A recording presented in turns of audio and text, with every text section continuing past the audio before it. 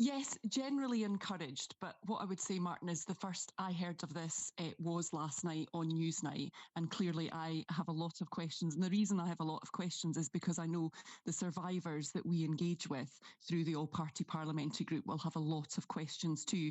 And if I'm honest, across the survivor group, their feelings about the need for a public inquiry is quite mixed. So that would be my key message to the government, is to make sure that if they are actively considering this, and I'm very pleased that they are, I was involved in arranging a meeting between Sir Keir Starmer and survivors previously, is that they need to engage fully and keep them up to date with what they're doing and what their plans are. If I'm honest, this sort of discussion around potentially bringing a number of activities by different perpetrators together does give me pause for thought. Yeah, I want to ask, I'm interested to hear that the response from survivors is mixed. What are the arguments that you're hearing for and against?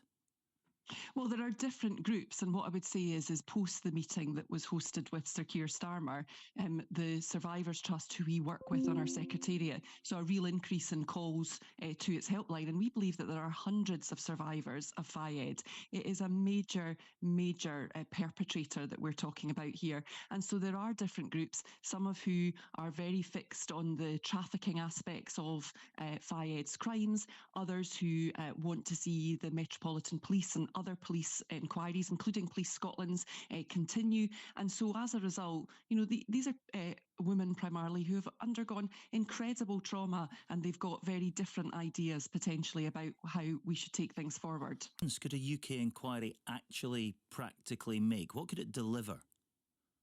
Well, I think it's about ensuring that people get answers in terms of how this offending was allowed to happen in the first place. But second of all, surely it's about protecting women and girls in the future. And that's certainly something that I've heard directly from survivors who have, female family members of their own and want to prevent anything like that happening to people in the future. An idea of your emotional response to some of the testimony you've been hearing?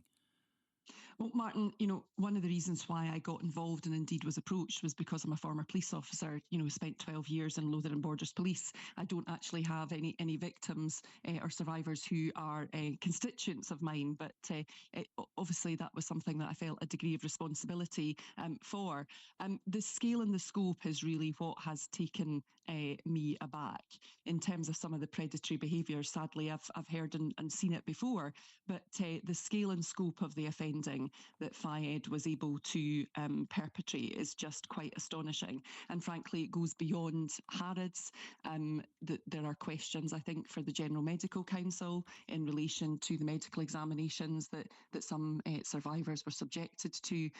It is that breadth happening in plain sight.